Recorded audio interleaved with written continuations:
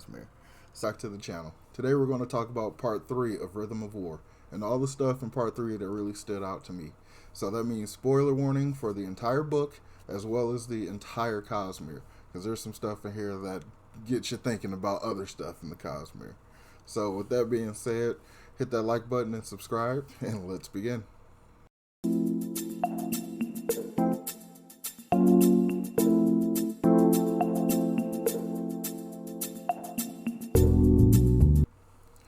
So after Cal and his dad has like that blow up where his dad blows up at him and basically kicks him out, he leaves and like has Tef slung over his shoulder, and he's basically trying to get away because he just killed that other fuse, so they're coming after him. And he basically, it's really cool because it's like this part like starts off with a really tense scene, and Kaladin's trying to get away from the fuse, and it really feels like he was going to get caught. I was really scared for him. Like, that was some legit tension building Brandon did there. And he was saved at the last second, like right before the fuse are going to find him, by the sibling who opened a door into basically a hidden room, and he got in there, and him and Tef went in there and hid. Like, I thought that was pretty sweet. I was thinking, like, I was really fearful for Kaladin right there, because I was thinking, like, what if, like, he's going to get captured? Like, maybe Brandon's going to, like, have him get captured, and then he's going to be imprisoned, and he'll probably be in prison for the rest of the book or something, and then, like, he'll have, you know, that claustrophobia and all that stuff he has about being in cages from being a slave and stuff, and, like, Brandon will have him, like, basically kind of deal with that part of his mental stuff by having to, like, overcome that and escape in order to help deal with, you know, fighting back against the invasion. But instead of doing that, he kind of went in a Die Hard direction, which is still good. You know, it's a great Christmas movie. I love me some Die Hard. So apart from the Kaladin stuff, it gets into the flashbacks finally. And it took me like a half a second to realize, holy crap, like we're in part 3 and we're just now getting the flashbacks. I was like, oh, I wonder what this means. Because I was thinking, like, because Brent had said in interviews and stuff before that this was the Vinley book. This is going to be the Parshendi, the singer, listener, they got so many names. It's going to be their flashback book or whatever. And I was like, oh, okay, because, like, we got a lot of information from Words of Radiance about them. Like, there was, you know, some good POVs and stuff. We learned a lot about the singer culture and everything. So I'm like, I wonder, you know, is there more to say? Maybe there, I'm like, of course, Brandon would know. So, like, of course, there's got to be more to say, but... there wasn't too much more to say. But in the flash, like, the biggest thing about the flashbacks that stood out to me, even through the entire book, the biggest thing that stood out to me was Enlil and Eshonai's mother. Like, we saw obviously before in Words of Radiance that she has dementia or something. I'm assuming dementia, Alzheimer's, whatever the Rosharan equivalent would be, I guess. So we get to see her before then, and she's like the keeper of songs. They have a completely oral tradition, like they don't write anything, so all their information is in song, and it's through memory. So the idea of this very important woman to the culture, to their people, like losing her memory, like, it's so terrifying, it's so sad. Like it hit me kind of hard. Like that was tough. That was some good writing by Brandon. That was good. But like apart from that, honestly, the rest of the flashbacks is just, it show, you know, their sibling rivalry. It shows the rivalry between the sisters, but it feels like it's almost a one-sided rivalry. Like Vinley had this stuff in her head, but Eshonai was more like, I just want to see what's outside. Like, So the real big thing that kind of happens in part 3 is the setup for what I think was Brandon's real plan about this story in general. It's, you know, he gets Navani and Raboniel together, these two scholars, one from the human side, one from the singer side, from the Odium side, really. And, you know, we get to put this information together and actually really learn some stuff. So I think that was really his plan for the story, because he knew he needed to get this information out. But before I talk about that, I want to talk about the conversation Navani has with the sibling. She can talk to the sibling by putting her hand on the vein of garnet in the wall, and she has this conversation, and the sibling, like, does not like humans. The sibling is not a fan of humans. So, like, the sibling will say, like, humans always find a way to twist their words and make themselves sound right and stuff, and, like, always manipulate people. I'm like, she's not wrong. Like, they're not wrong or whatever. Like, it was some stuff, but, like, what they were saying, like, the fact they can't produce their own light. They have a combination of Cultivation's light, which is Life Light, and Honor's light, which is Stormlight. and it's Tower Light because the sibling is like the child of cultivation and honor, however that worked. I don't know if they just combined their power and created it, or I don't know. But they, ever since Biodomishram was imprisoned in the gemstone, like during the False Desolation, like they can't produce their light anymore. So, and they were saying like that capture, the binding of that unmade affected all things on Roshar, including Spren. So that got me thinking. Like that made me think about just the entire nature of what happened as far as bond. Like if it affected everything on Roshar, including Spren, like how far does that go? So I have a theory. My theory is that when Ba'Edomishram was bound, it it functionally messed up oaths for all of Roshar. So the binding of Biodomishra messed up the sibling, so the sibling can't produce its light because its light is a binding of Life Light and Stormlight. So it screwed up that rhythm, so it wasn't able to produce it. It screwed up the ability for the singers to bind to. It screwed up their bond. Their bond. There it is. It screwed up their bond that with the unmade that gave them their other forms and stuff anyway. So I think it also screwed up like not high sprint, but like the intelligence sprint, the radiant sprint.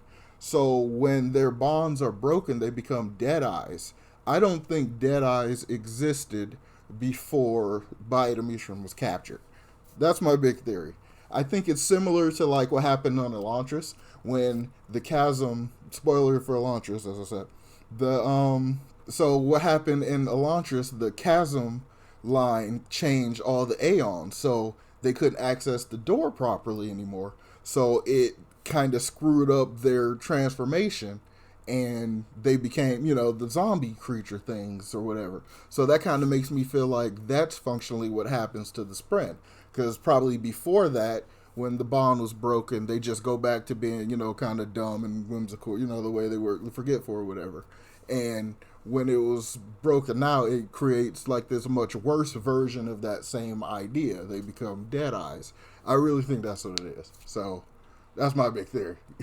Okay, so theory time over. I really like the Rabonio and Navani stuff. I like it in general throughout the entire book because like that feels like Brandon's main purpose of the story. Like I was at first, I'm like, oh wow, like this is a real like insidious kind of person, like the whole virus thing and everything. Like I was like real scared of her a bit and stuff, and then like we get the know her more and all that stuff, and we find out the insane fuse that's like always watching Navani that's in the room with her is actually Rabonio's daughter. And I was like, oh, okay. Like, and like it kind of showed a different side to her and stuff. And there was a part where they were using Elokar's blade to try to hack at the shield that's around the crystal pillar. And Navani's like, and she was saying, trying to be nice to Navani at that time or whatever. She's like, if you want to be nice to me, you won't be using my dead son's sword like an axe or whatever. And she was like, she really didn't know that was, his sword and stuff. And she legitimately apologized and stuff. I'm like, oh man, like she got to be a bad guy. Like, can we be friends? Like, like her, like join the side. Like, and then like the stuff with her daughter, like it really shows that this immortality that they have from Odium is not great. Like she lost her daughter. Like her daughter's dead, but she's still here. She's not allowed to rest. She's got this weird magic base, like insanity and stuff.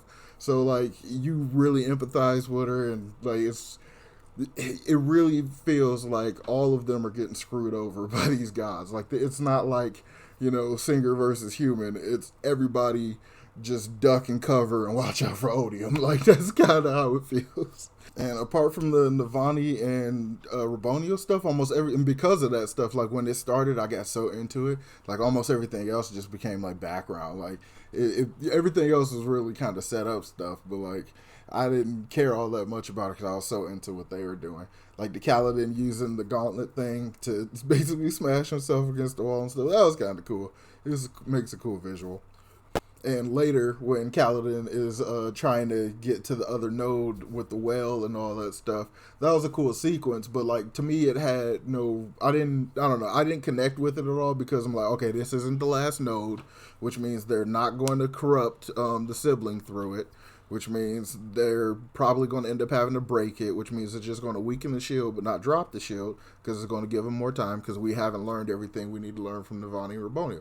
So I didn't even, it became background to me. Like it just was like more, stuff for Kaladin to do. It was a little bit more of his diehard. He had to get out of the vents and stuff. That's all that really was. But later, after, like when he's falling and Dalinar more than the Stormfather, he saves him. I thought that was really cool. But I always kind of suspected something like that was possible because he kind of hinted, or the Stormfather kind of hinted before, that Honor used him the same way that Odium has used the Everstorm to help the listeners and help the singers, the Fused.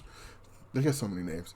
To help them, like, to help the Navy and stuff like that, to protect them and give them, like, a boost, to ride the waves, basically. So it didn't really surprise me when Dalinar was able to kind of use the wind to just plop Kaladin back in and save him a bit. It was really cool and it saved him. There's so many like near deaths for Kaladin, but I don't know. It's an issue with. It's almost like it's impossible for you to really feel like he's going to die because there's something big that he has to do in this series. Something's going to happen. He hasn't done it yet, and he's probably going to be the first one to reach the ideal 5, and but he definitely has a greater purpose. That's, I think, is what's insulating him mostly, so it's hard to feel like he was actually going to die. Dalinar did this from the war where they're fighting the war and Yasna's there, and I really like this badass moment Yasna has. She manipulates one of the high princes, I can't remember his name. She manipulates him to basically get him into a battle, a trial by combat kind of situation, and she just like immediately stabs him through the throat, and then like has Renarin heals him, and then freaking declare that entire thing barbaric, and then like ends trial by combat while being able to save face, so people can't say that she was like afraid of it or anything like that, because she straight up participated in it and instigated it. So like I thought that was really cool. She's like using the system to prove how dumb it is to get rid of the dumb parts of it. So I was like, that's slick. She also she says some other stuff, and Dalinar kind of implies like you might be the last monarch.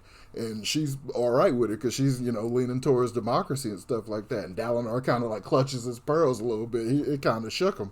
I was like, okay. I like the fact that Yasna is way more progressive, and like Dalinar, he's very much tied to the old ways. I mean, he's the Blackthorn. He's an older guy who's very, as progressive as he is by learning how to write and all that kind of stuff, changing up as much as Yasna's ready to change up. He, baby steps for Dalinar, baby steps. So yeah, part 3 is kind of like the middle part, the little setup part. Like in other books, this part would be very boring, but it's not boring in this book. It's a lot of stuff happening. Like it's the invasion is the shell that it's in, and all the good stuff's inside of it. Like, so it's kind of like that. So this is the setup. This is the middle ground setup for everything. So what were some of your favorite parts about part 3? Let me know in the comments down below. And as always, remember to like and subscribe, and I will talk to you guys later.